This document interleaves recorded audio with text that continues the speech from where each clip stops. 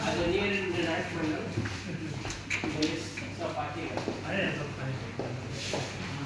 आज हिंदी पखवाड़ा के अंतर्गत आशुभाषण प्रतियोगिता जो हो रही है हम लोग के बीच, उसमें मुझे जो सब्जेक्ट विषय मिला है वो है महिला सशक्तिकरण।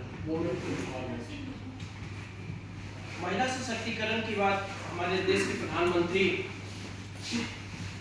और हमारे देश के हर मंचों पे ये बात किया जाता है कि देश में महिला अगर सशक्त होगी तो हमारी चौमुखी विकास होगी। हम हर फील्ड में, हर क्षेत्र में एक बहुत अच्छा विकास करेंगे और देश को विकसित राष्ट्र बनाएंगे। जहाँ तक महिला सशक्तिकरण की बात हो तो हम महिलाओं का रोल घर से शुरू करते हैं। जब हम बच्चे होते हैं उस समय से हमारा विकास, किस तरह से हमें एक आहार मिले, किस तरह से हम सही तरीके से ग्रोथ करें, स्कूल जा रहे हैं, आ रहे हैं, सैनिटेशन से लेकर हर तरह का ध्यान रखना, इसमें हमारे माँ का रोल सबसे महत्वपूर्ण होता है। तो हमारे जीवन के पहले क्षण से लेकर जब हम इस धरती पे आए हैं तब से महिलाओं का योगदान हमेशा से रहा है। और जहाँ तक रही बात हायर लेवल की, अगर हम बात करें, ऊपर हम आते हैं जहाँ पे डिसीजन मेकिंग हो घर से बाहर।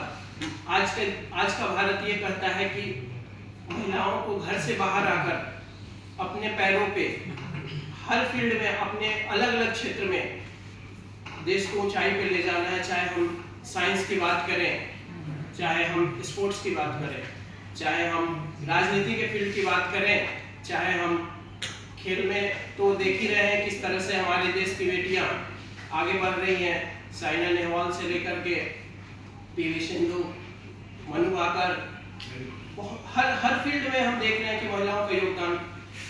इसी को देखते हुए और इसको और सशक्त करने के लिए हमारे देश के यशस्वी प्रधानमंत्री ने महिलाओं के लिए आरक्षण, जो कि हायर लेवल पे, जो हमारे लोकसभा और राज्यसभा में हो, महिलाओं के लिए आरक्षण की बात उन्होंने लाए। पार्लियामेंट से उन्होंने ऐसा ऐलान किया। एक संदेश जाता है कि देश में हम किस स्तर पे हम महिलाओं को सशक्त करने के लिए कदम उठा रहे हैं। और सबसे बड़ी प्रॉब्लम ये होती थी कि हमारी देश की महिला उस डिसीजन मेकिंग लेवल पे नहीं थी, जिससे कि हम उनको आगे एक एज ए लीडर के रूप में देख पाए। हालांकि हमारे देश के प्रथम प्रधानमंत्री इंदिरा गांधी रही, जो कि उन्होंने एक एग्जाम्पल सेट किया था कि हाँ, देश की उस स्तर पे जाकर, उस स्तर पे अपने देश को नेतृत्व करके और एक शक्ति प्रदान की।